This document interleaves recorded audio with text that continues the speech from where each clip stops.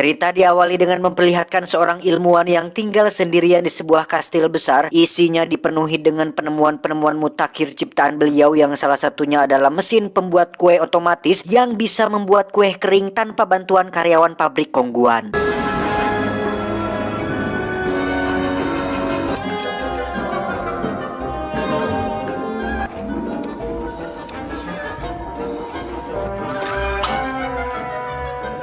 Saat itulah sang ilmuwan mendapat sebuah gagasan untuk membuat mesin atau robot yang memiliki hati, di mana beliau akhirnya berhasil membuat sebuah robot dengan wajah yang mirip dengan Kapten Jack Sparrow muda yang dia namai dengan Edward, tidak pakai coolant. Go ahead, smile, it's funny. Karena proses pembuatannya belum selesai dan bahan yang dibutuhkan cukup sulit untuk didapatkan, Edward sementara hanya bisa memiliki dua tangan dengan jari-jari yang terbuat dari gunting tajam. Hingga saat waktunya tiba, si abah ilmuwan pun berhasil membuatkan Edward dua tangan indah yang menyerupai manusia. Namun si abah tiba-tiba terkena serangan jantung yang membuatnya tewas sebelum bisa mengganti kedua tangan si Edward.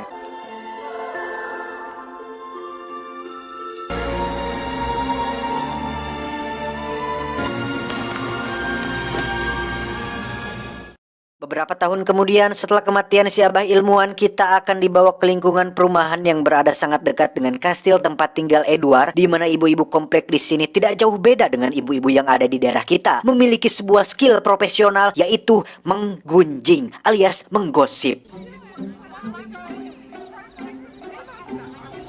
Dan mari saya perkenalkan dengan satu ibu yang berbeda dengan kebanyakan ibu komplek di sini. Dia bernama Peg, seorang sales kosmetik yang memang ditugaskan di daerah sini sekaligus tinggal di komplek ini juga. Satu persatu rumah dia datangi untuk menawarkan produknya, tetapi ibu-ibu alias para tetangganya sendiri pun justru nampak ketus, judes, dan kurang respek dengan Peg yang tidak pernah ikut berkumpul dan bergosip bersama mereka.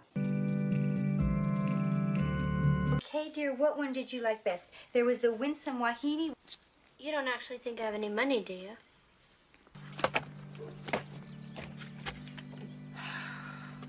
Saat itulah Peg melihat sebuah kastil yang sama sekali belum pernah dikunjunginya. Fakta bahwa produknya belum laku satupun akhirnya membuat Peg nekat masuk ke sana, yang sekilas jika melihat kondisi halamannya saja itu sudah jadi bukti bahwa kastil ini tidak terurus alias tidak berpenghuni atau bisa dikatakan angker. Namun Peg memilih untuk mencobanya daripada tidak sama sekali.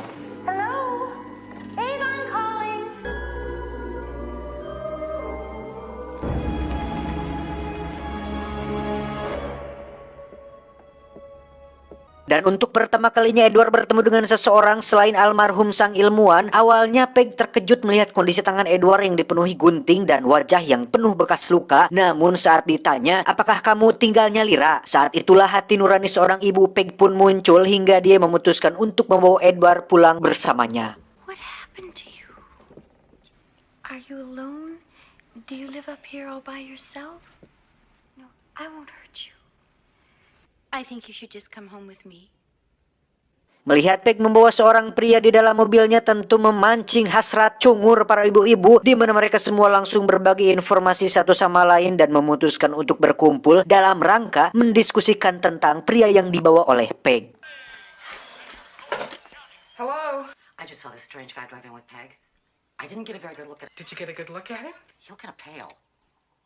Okay, I'll be right there. Don't do anything without me. Dan mari saya perkenalkan dengan anggota keluarga Peg. Ada Bill, si ayah, Kevin, si bungsu, dan satu lagi ada anak sulung Peg yang kebetulan sedang liburan. Dia bernama Kim. Wajahnya tertera di foto yang ketika melihat wajah cantiknya Edward yang pada dasarnya robot humanoid dan diberi perasaan sama seperti manusia pun untuk pertama kalinya merasakan takjub atas kecantikan yang dimiliki oleh seorang wanita, yaitu si Kim. Ketika makan malam bersama, Kevin yang polos pun terus memandangi Edward ketika sedang kesulitan memakan sebutir kacang polong, di mana Peg langsung menyuruhnya untuk tidak melakukannya karena itu tidak sopan. Yang lagi-lagi hal ini membuktikan jika Peg adalah sosok wanita yang baik hati sekaligus menghormati siapapun termasuk Edward yang baru dikenalnya. Would you like some butter for your bread? Keesokan paginya Bill terlihat sedang memotong tanaman sambil mendengarkan dongeng Kang Ibing di radio, di mana Bill dan Kevin benar-benar dibuat takjub ketika melihat hasil podongan Edward yang sangat luar biasa. Look! I'll be darned.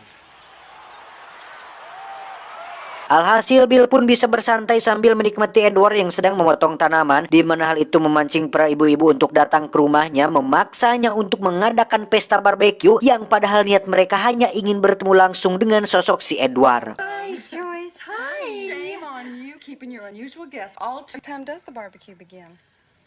Barbecue? Why, isn't that exciting? Saat pesta berlangsung, Peg pun menjelaskan jika Edward ditemukan dengan kondisi sudah seperti dan menganggap jika kondisinya sudah seperti itu sejak lahir, di mana para tetangga tidak mempermasalahkan tentang hal itu dan justru lebih takjub dengan hasil karya potongan tanamannya sekaligus penampilan nyentrik yang dimiliki oleh si Edward. Play scissor, paper, stones with us. Dan mari saya perkenalkan dengan satu ibu komplek yang cukup berpengaruh di antara yang lain karena bisa dibilang dia adalah ketua ibu-ibu gosip di komplek ini. Beliau bernama Ibu Joyce, seorang janda yang nampaknya cukup tertarik dengan Edward dan menganggap jika dia adalah sosok yang misterius dan memiliki banyak kejutan. Hey, grab your plates. Soup served. Oh, completely different. No kidding.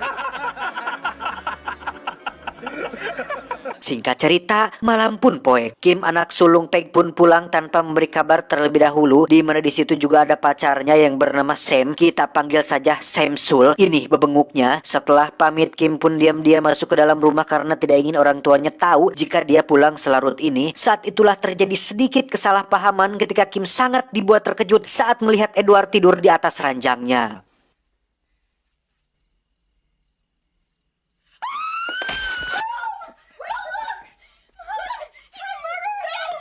Setelah dijelaskan, Kim pun akhirnya mengerti dan mau untuk dikenalkan dengan Edward, anggota keluarga mereka yang baru, di mana Edward sangat dibuat gugup dan kikuk melihat wajah cantik Kim, sampai-sampai membuat papan sirkuitnya korslet dan jatuh saat itu juga. Berita tentang kemunculan Edward pun langsung viral tidak hanya di lingkungan komplek tapi juga di seluruh kota kecil tersebut. Bahkan Edward diundang ke sekolah dasar dan berhasil menghibur anak-anak dengan keahlian yang dimilikinya.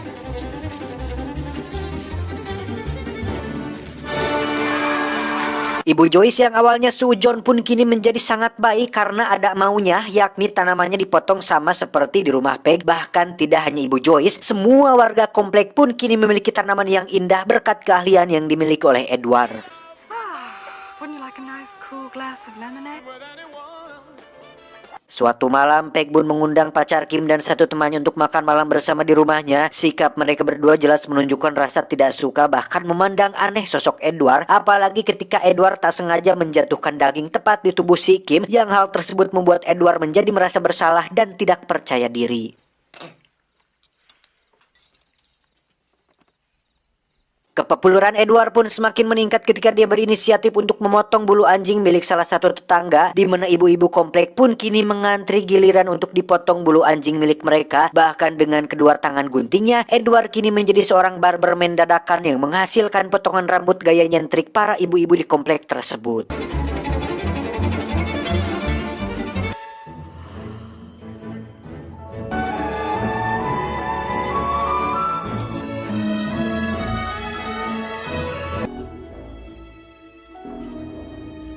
Suatu hari ketika Edward diajak ke tempat penajaman gunting dan perkakas, di situ ada Kim dan Samsul pacarnya yang sedang bermesraan, yang untuk pertama kalinya Edward merasakan rasa cemburu dan sakit hati ketika melihat wanita yang disukainya tengah bersama orang lain.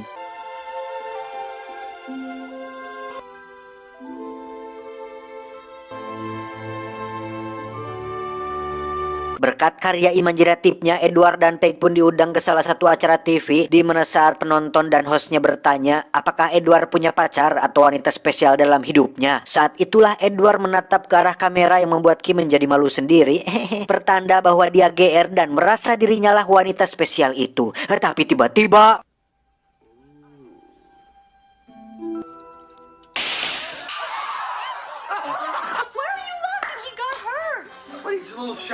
suatu hari Ibu Joyce pun mengajak Edward ke salon miliknya, yang di situ dia diajak ke ruangan belakang dan perlahan Ibu Joyce pun menanggalkan pakaiannya seraya menggoda Edward dengan gaya cumentilnya, di mana Edward yang polos pun langsung pergi setelah jatuh dari kursi, yang hal itu membuat Ibu Joyce merasa sangat kecewa dan sakit hati kepadanya. Edward, you come back here! You can't do that! Keesokannya, Peg pun mengajak Edward ke bank meminta uang untuk memulai usahanya sendiri. Namun karena Edward tidak memiliki kartu identitas, jaminan sosial, BPJS, kartu BLT, dan data-data yang diperlukan, sehingga membuatnya tidak bisa mendapatkan sepeser pun dari bank manapun di kota ini. But don't the testimonials No social security number, you may as well not even exist.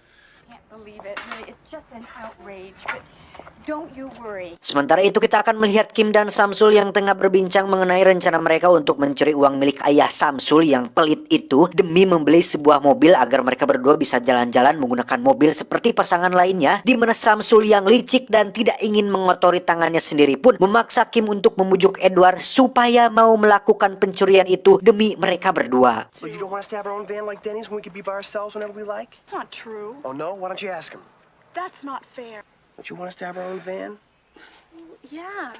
Karena Kim yang meminta, Edward pun bersedia untuk melakukan pencurian itu bersama mereka semua. Dengan tangan guntingnya, Edward pun bisa dengan mudah membobol kamar pribadi ayahnya Samsul, yang ketika sistem keamanannya aktif, Edward pun harus terjebak di sana, sementara Samsul dan kawan-kawan langsung pergi meninggalkannya. Come on.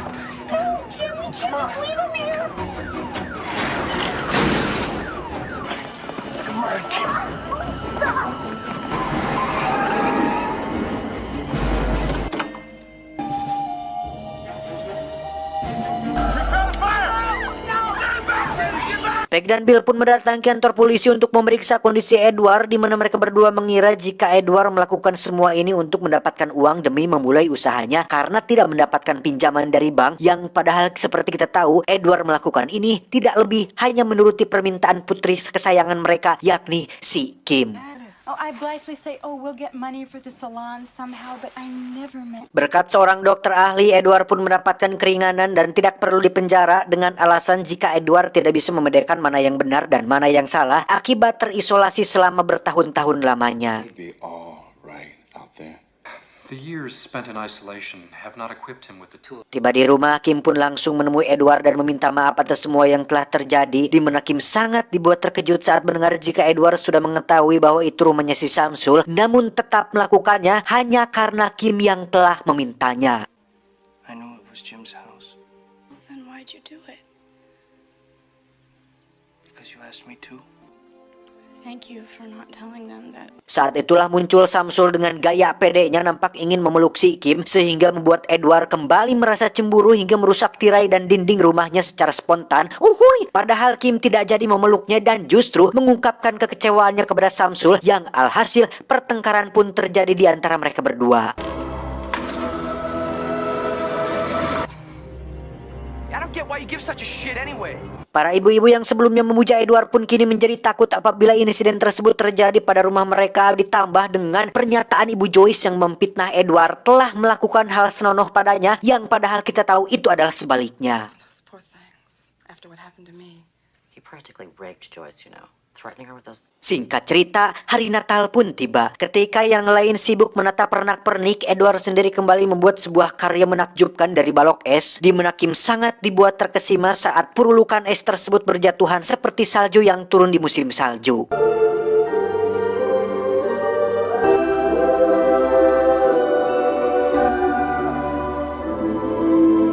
Saat itulah Samsul muncul secara tiba-tiba yang membuat Edward berbalik dan tak sengaja melukai tangan si Kim, di mana Edward yang polos pun menurut begitu saja ketika Samsul mengusirnya dari sana. Yang ketika Edward sudah pergi, Kim pun langsung memutuskan hubungan mereka berdua karena Samsul terlalu arogan dan hanya ingin enaknya saja. I don't love you anymore. I just want you to go, okay? Just go. Hidup di lingkungan sosial dengan banyak intrik dan polemik yang terjadi setiap hari nampaknya tidak cocok dengan Edward, di mana rasa kecewanya saat ini telah menyadarkan jika Perumnas bukanlah tempat yang cocok untuknya. Saat itulah muncul Samsul yang sedang mabuk sambil mau mobil secara ugal-ugalan, yang pada saat bersamaan terlihat Kevin sedang jalan kaki yang ketika akan tertabrak, tiba-tiba ya, muncul Edward yang berhasil menolongnya. Alih-alih memastikan Kevin baik-baik saja, Edward justru tak sengaja sedikit melukai Kevin, sekaligus melukai orang yang ada di sekitarnya. Saat itulah Samsul turun bak pahlawan, menghajar Edward dengan penuh kemarahan, seolah dia sudah melakukan kesalahan besar-besaran, di mana saat tangannya terluka, muncullah polisi yang langsung membuat Edward lari kembali ke habitatnya, yaitu kastil tua tempat tinggalnya.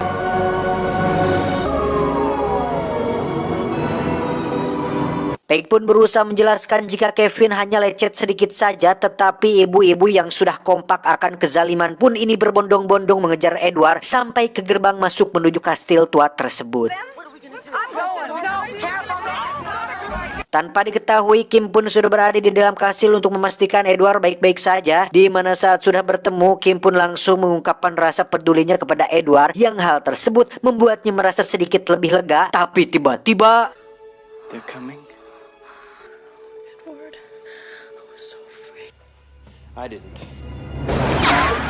ya, muncullah Samsul dengan pistolnya. Edward pun dihajar habis-habisan tanpa melakukan perlawanan sedikit pun selama Kim tidak disakiti. Namun saat Samsul menampar dan menendang Kim dengan sengaja, saat itulah Edward langsung bertindak dengan cara menusuk perut Samsul hingga dia tewas terjatuh dari jendela.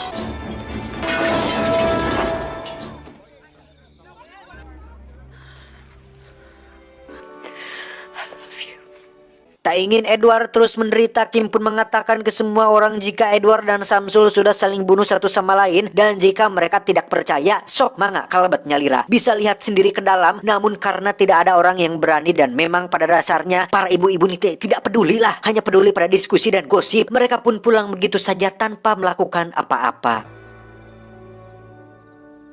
They killed each other.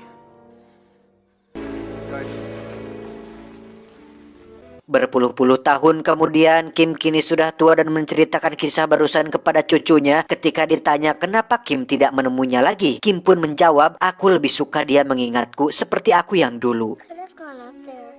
You still could go. Rather him remember me the way I was. Edward sendiri tak banyak berubah sejak kejadian waktu itu, namun kini dia sudah lebih dewasa berkat pengalaman dan pembelajaran yang dia dapatkan ketika hidup di lingkungan sosial, yakni dunia terlalu kejam untuk orang seperti diriku, berusaha menolong tapi dianggap pembohong. Terakhir, Edward pun menyerut balok es raksasa menggunakan tangan guntingnya. Entah dari mana dia mendapatkan balok es sebesar itu, mungkin punya kulkas atau pesan lewat all shop, entahlah, hanya Samsul yang tahu. How do you know he's still alive? There now.